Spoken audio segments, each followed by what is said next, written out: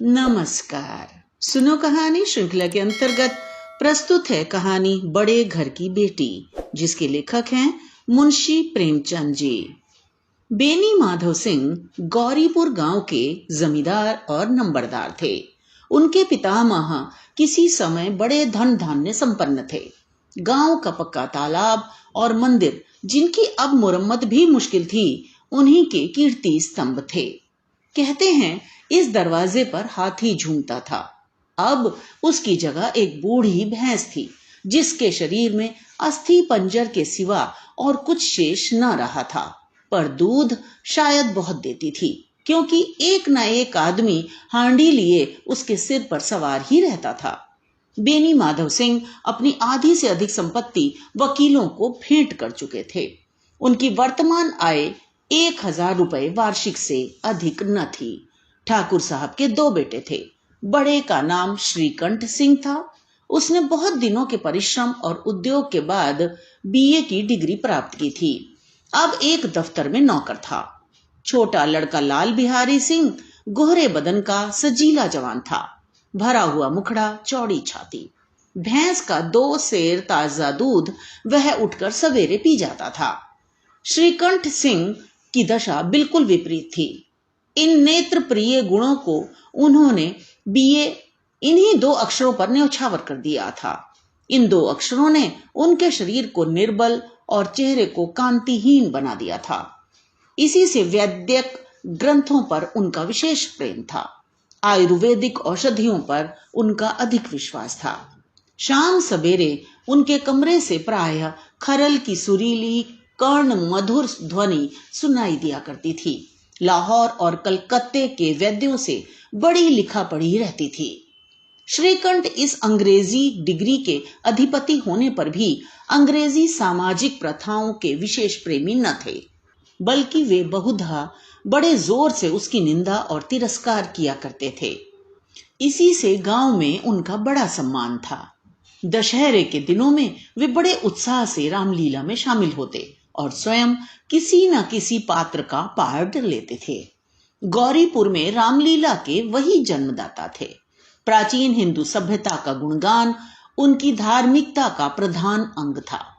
सम्मिलित कुटुंब के तो वे एकमात्र उपासक थे। आजकल स्त्रियों को कुटुंब में मिलजुल कर रहने की जो अरुचि होती है, उसे वह जाति और देश दोनों के लिए हानिकारक समझते थे। यही कारण था कि गांव की ललनाएं उनकी निंदक थीं। कोई कोई तो उन्हें अपना शत्रु समझने में भी संकोच न करती थी। स्वयं उनकी पत्नी को ही इस विषय में उनसे विरोध था। यह इसलिए नहीं कि उसे अपने सास ससुर देवर या जेठ आदि से घृणा थी, बल्कि उसका विचार था कि यदि बहुत कुछ सहने और तरह देने पर भी परिवार के साथ निर्वाह न हो सके, तो आए दिन की कलह से जीवन को नष्ट करने की अपेक्षा यही उत्तम है कि अपनी खिचड़ी अलग पकाई जाए। आनंदी एक बड़े उच्च कुल की लड़की थी। उसके बाप एक छोटी सी रियासत के ताल्लुकेदार थे। विशाल भवन, एक हाथी, 3 कुत्ते, बाज, बहरी शिकरे, झाड़ फानुस, ऑनरेरी मजिस्ट्रेट और ऋण, जो एक प्रतिष्ठित ताल्लुकेदार के भोग्य पदार्थ हैं, सभी यहाँ विद्यमान थे। नाम था भूप सिंह। बड़े उदार चित्त और प्रतिभाशाली पुरुष थे, पर दुर्भाग्य से लड़का एक भी न था। 7 लड़कियां हुई और दैव योग से सब की सब जीवित रहीं। पहली उमंग में तो उन्होंने 3 ब्याह दिल खोल कर किए, पर 15-20 हजार रुपयों का कर्ज सिर पर हो गया तो आंखें खुली, हाथ समेट लिया। आनंदी चौथी लड़की थी। वह अपनी सब बहनों से अधिक रूपवती और गुणवती थी। इससे ठाकुर भूप सिंह उसे बहुत प्यार करते थे। सुंदर संतान को कदाचित उसके माता पिता भी अधिक चाहते हैं। ठाकुर साहब बड़े धर्म संकट में थे कि इसका विवाह कहाँ करें। न तो यही चाहते थे कि ऋण का बोझ बढ़े, और न यही स्वीकार था कि उसे अपने को भाग्यहीन समझना पड़े। एक दिन श्रीकंठ उनके पास किसी चंदे का रुपया मांगने आए। शायद नागरी प्रचार का चंदा था। भूप सिंह उनके स्वभाव पर रीझ गए और धूमधाम से श्रीकंठ सिंह का आनंदी के साथ ब्याह हो गया। आनंदी अपने नए घर में आई तो यहाँ का रंग ढंग कुछ और ही दिखा। जिस टीम टाम की उसे बचपन से ही आदत पड़ी हुई थी वह यहाँ नाम मात्र को भी न थी। हाथी घोड़ों का तो कहना ही क्या, कोई सजी सुंदर बहली तक न थी। रेशमी स्लीपर साथ लाई थी, पर यहाँ बाग कहाँ, मकान में खिड़कियां तक न थी, न जमीन पर फर्श, न दीवार पर तस्वीरें। यह एक सीधा सादा देहाती गृहस्थी का मकान था, किंतु आनंदी ने थोड़े ही दिनों में अपने को इस नई अवस्था के ऐसा अनुकूल बना लिया मानो उसने विलास के सामान कभी देखे ही न थे। एक दिन दोपहर के समय लाल बिहारी सिंह 2 चिड़िया लिए हुए आया और भावत से बोला, जल्दी से पका दो, मुझे भूख लगी है। आनंदी भोजन बनाकर उसकी राह देख रही थी। अब वह नया व्यंजन बनाने बैठी। हांडी में देखा तो घी पाव भर से अधिक न था। बड़े घर की बेटी किफायत क्या जाने, उसने सब घी मांस में डाल दिया। लाल बिहारी खाने बैठा तो दाल में घी न था। बोला, दाल में घी क्यों नहीं छोड़ा? आनंदी ने कहा, घी सब मांस में पड़ गया।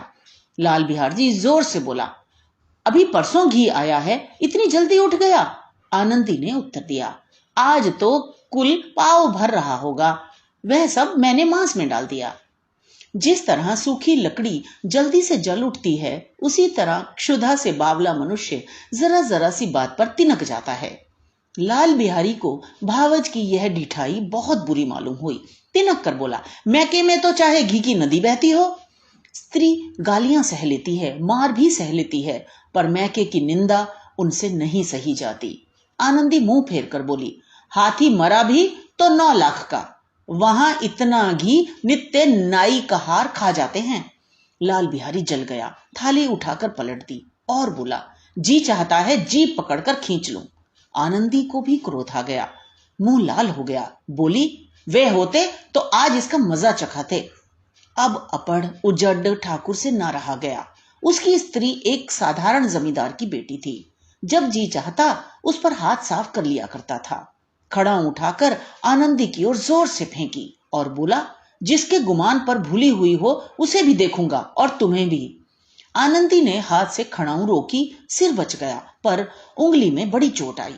क्रोध के मारे हवा के हिलते पत्ते की भांति कांपती हुई वह अपने कमरे में आकर खड़ी हो गई। स्त्री का बल और साहस, मान और मर्यादा पति तक है। उसे अपने पति के ही बल और पुरुषत्व का घमंड होता है। आनंदी खून का घूंट पीकर रह गई।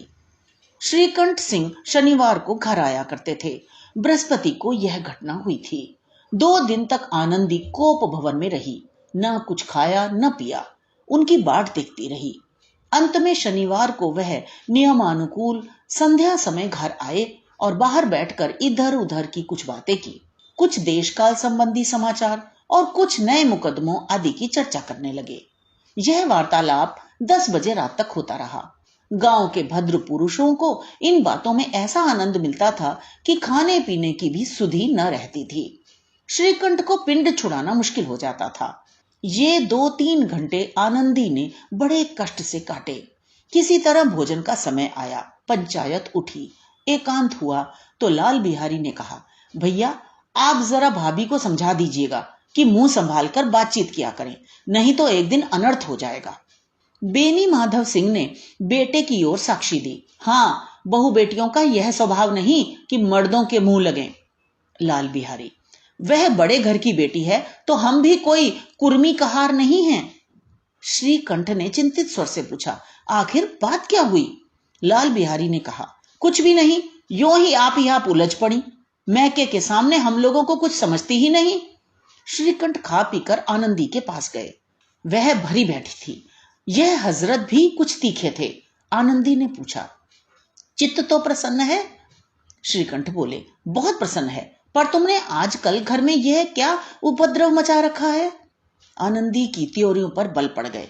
झुंझुलाहट के मारे बदन में ज्वाला सी दहक उठी। बोली, जिसने तुमसे यह आग लगाई है उसे पाऊं मुंह झुलस दूं। श्रीकंठ, इतनी गर्म क्यों होती हो, बात तो कहो। आनंदी, क्या कहूं, यह मेरे भाग्य का फेर है, नहीं तो गंवार छोकरा जिसको चपरासी गिरी करने का शऊर नहीं, मुझे खड़ाऊ से मारकर योना करता। श्रीकंठ, सब हाल साफ साफ कहो तो मालूम हो, मुझे तो कुछ पता नहीं। आनंदी, परसों तुम्हारे लाडले भाई ने मुझसे मांस पकाने को कहा। घी हांडी में पाव भर से अधिक न था। वह सब मैंने मांस में डाल दिया। जब खाने बैठा तो कहने लगा, दाल में घी क्यों नहीं है? बस इसी पर मेरे मैके को बुरा भला कहने लगा। मुझसे ना रहा गया। मैंने कहा कि वहां इतना घी तो नाई का हार खा जाते हैं और किसी को जान भी नहीं पड़ता। बस इतनी सी बात पर इस अन्यायी ने मुझ पर खड़ाऊ फेंक मारी। यदि हाथ से न रोक लेती तो सिर फट जाता। उसी से पूछो, मैंने जो कहा है वह सच है या झूठ? श्रीकंठ की आंखें लाल हो गई। बोले, यहां तक हो गया इस छोकरे का यह साहस? आनंदी स्त्रियों के स्वभावानुसार रोने लगी, क्योंकि आंसू उनकी पलकों पर रहते हैं। श्रीकंठ बड़े धैर्यवान और शांति पुरुष थे। उन्हें कदाचित ही कभी क्रोध आता था। स्त्रियों के आंसू पुरुष की क्रोधाग्नि भड़काने में तेल का काम देते हैं। रात भर करवटें बदलते रहे। उद्विग्नता के कारण पलक तक न झपकी। प्रातःकाल अपने बाप के पास जाकर बोले, दादा, अब इस घर में मेरा निबाह न होगा। इस तरह की विद्रोहपूर्ण बातें कहने पर श्रीकंठ ने कितनी ही बार अपने कई मित्रों को आड़े हाथों लिया था, परंतु दुर्भाग्य, आज उन्हें स्वयं वे ही बातें अपने मुंह से कहनी पड़ी। दूसरों को उपदेश देना भी कितना सहज है। बेनी माधव सिंह घबरा उठे और बोले, क्यों? श्रीकंठ, इसलिए कि मुझे भी अपनी मान प्रतिष्ठा का कुछ विचार है। आपके घर में अब अन्याय और हठ का प्रकोप हो रहा है। जिनको बड़ों का आदर सम्मान करना चाहिए वे उनके सिर चढ़ते हैं। मैं दूसरे का नौकर ठहरा, घर पर रहता नहीं। यहां मेरे पीछे स्त्री पर खड़ाऊं और जूतों की बौछारें होती हैं। कड़ी बात तक चिंता नहीं, कोई एक की दो कह ले, वहां तक मैं सह सकता हूं, किंतु यह कदापि नहीं हो सकता कि मेरे ऊपर लात घूंसे पड़े और मैं दम न मारूं। बेनी माधव सिंह कुछ जवाब न दे सके। श्रीकंठ सदैव उनका आदर करते थे। उनके ऐसे तेवर देखकर बूढ़ा ठाकुर अवाक रह गया। केवल इतना ही बोला, बेटा, तुम बुद्धिमान होकर ऐसी बातें करते हो। स्त्रियां इस तरह घर का नाश कर देती हैं। उनको बहुत सिर चढ़ाना अच्छा नहीं। श्रीकंठ, इतना मैं जानता हूं, आपके आशीर्वाद से ऐसा मूर्ख नहीं हूं। आप स्वयं जानते हैं कि मेरे ही समझाने बुझाने से इसी गांव में कई घर संभल गए। पर जिस स्त्री की मान प्रतिष्ठा का ईश्वर के दरबार में उत्तरदाता हूं, उसके प्रति ऐसा घोर अन्याय और पशुवत व्यवहार मुझे असह्य है। आप सच मानिए, मेरे लिए यही कुछ कम नहीं है कि लाल बिहारी को कुछ दंड नहीं दिया गया। अब बेनी माधव सिंह भी गरमाए, ऐसी बातें और न सुन सके।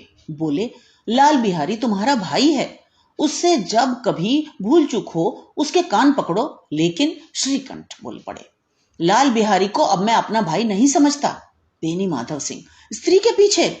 श्रीकंठ, जी नहीं, उसकी क्रूरता और अविवेक के कारण। दोनों कुछ देर चुप रहे। ठाकुर साहब लड़के का क्रोध शांत करना चाहते थे, लेकिन यह नहीं स्वीकार करना चाहते थे।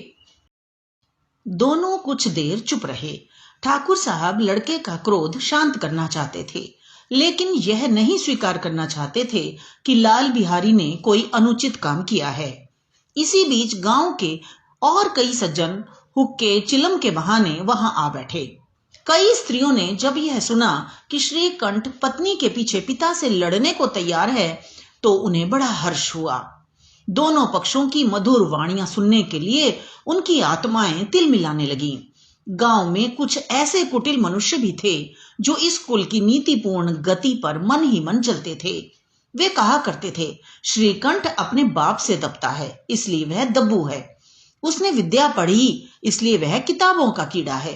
बेनी माधव सिंह उसकी सलाह के बिना कोई काम नहीं करते। यह उनकी मूर्खता है। इन महानुभावों की शुभकामनाएं आज पूरी होती दिखाई दी। कोई हुक्का पीने के बहाने और कोई लगान की रसीद दिखाने आकर बैठ गया। बेनी माधव सिंह पुराने आदमी थे, इन भावों को ताड़ गए। उन्होंने निश्चय किया, चाहे कुछ ही क्यों ना हो जाए, इन द्रोहियों को ताली बजाने का अवसर न दूंगा। तुरंत कोमल शब्दों में बोले, बेटा, मैं तुमसे बाहर नहीं हूं, तुम्हारा जो जी चाहे करो। अब तो लड़के से अपराध हो गया। इलाहाबाद का अनुभव रहित झल्लाया हुआ ग्रेजुएट इस बात को न समझ सका। उसे डिबेटिंग क्लब में अपनी बात पर अड़ने की आदत थी। इन हथकंडों की उसे क्या खबर। बाप ने जिस मतलब से बात पलटी थी वह उसकी समझ में ना आया। बोला, लाल बिहारी के साथ अब इस घर में नहीं रह सकता। बेनी माधव सिंह बोले, बेटा, बुद्धिमान लोग मूर्खों की बात पर ध्यान नहीं देते। वह बेसमझ लड़का है, उससे जो कुछ भूल हुई उसे तुम बड़े होकर क्षमा करो। श्रीकंठ बोला, उसकी इस दुष्टता को मैं कदापि नहीं सह सकता। या तो वही घर में रहेगा या मैं ही। आपको यदि वह अधिक प्यारा है तो मुझे विदा कीजिए, मैं अपना भार आप संभाल लूंगा। यदि मुझे रखना चाहते हैं तो उससे कहिए, जहां चाहे चला जाए। बस यह मेरा अंतिम निश्चय है।